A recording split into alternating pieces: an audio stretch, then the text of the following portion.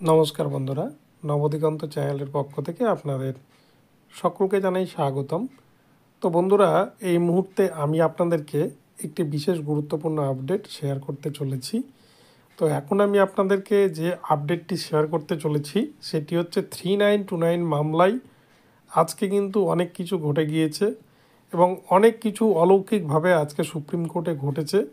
তো আজকে এই বিষয়গুলি এখন আমি আপনাদের সাথে বিস্তারিতভাবে আলোচনা করতে চলেছি।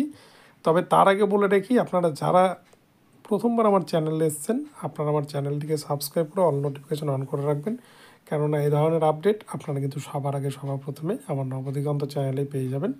তো চলুন আজকে সুপ্রিম কোর্টে 3929 নিয়ে কী ঘটনা ঘটেছে সেটি আমরা একবার দেখে নিই।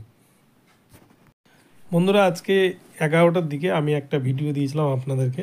সেই ভিডিও অনেকেই হয়তো দেখেছেন এবং সেখানে কিন্তু বলেছিলাম যে আজকে সাংবিধানিক বেঞ্চের মামলা চলছে সুপ্রিম কোর্টে এবং কোর্ট নাম্বার উল্লেখ করে বলেছিলাম যে 6, 7, 10, 12 এই 4টি বেঞ্চ নিয়ে এবং সুপ্রিম কোর্টের প্রধান বিচারপতিকে নিয়ে 9 জনের একটি টিম, 9 জন সদস্যের টিম নিয়ে একটা কিন্তু সাংবিধানিক বেঞ্চ গঠন করা হয়েছে, যেটি কিন্তু কন্টিনিউ সারাদিন ধরেই চলছে আজকে সুপ্রিম কোর্টে।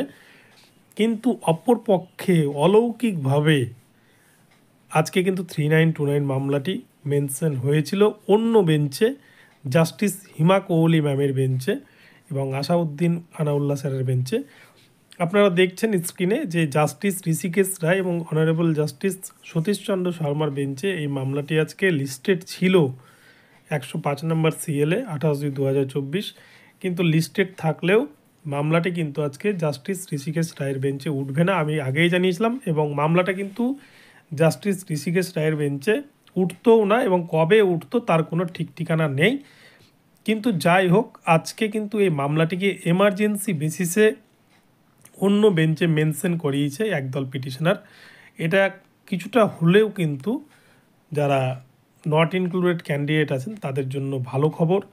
এবং সেখানে আজকে এমন ঘটনা ঘটেছে, আপনারা এই 3929 যে মামলার যারা মেন পিটিশনার, যারা কলকাতা হাইকোর্টে সিঙ্গেল বেঞ্চ থেকে এই মামলাটিকে দাঁড় করিয়ে কিন্তু সুপ্রিম কোর্ট পর্যন্ত এসছে, তাদের যে অ্যাডভোকেট, তাদের যে উকিল, তাদের কাছেই কিন্তু আজকে 3929 মামলা নিয়ে কোনো রকম কোনো খবর ছিল না এবং তাদের অ্যাডভোকেটের কাছে এটাই খবর ছিল যে জাস্টিস ঋষিকেশ রায়ের বেঞ্চ আজকে সাংবিধানিক বেঞ্চ হিসাবে কিন্তু কাজ করবে, তাই 3929 মামলা ওঠার সারাদিন কোনো রকম কোনো চান্স নেই এবং কবে এই মামলা উঠতো সেটাও কিন্তু বলা মুশকিল ছিল। কিন্তু এরই মধ্যে দেখা গিয়েছে অলৌকিকভাবে মামলাটি জাস্টিস হিমা কোহলি ম্যামের বেঞ্চে আজকে মেনশন হয়েছিল এবং মামলাটি উঠেছে এবং কিছুক্ষণ মামলাটির শুনানি পর্যায়ে চলেছে।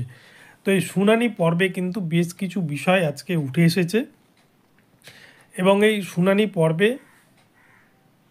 পিটিশনারদের পক্ষ থেকে একজন উকিল দাঁড়ায় এবং তিনি বলেন যে নতুন অনেকগুলো এসএলপি করা হয়েছে, সেই এসএলপিগুলো গ্র্যান্ট করার বিষয়ে বলা হয়। জাস্টিস হিমা কোহলি ম্যামের বেঞ্চে তারা প্রেয়ার করে এবং এই বিষয়ে কিন্তু মামলাটি আবার পরবর্তী ডেট দেওয়া হয়।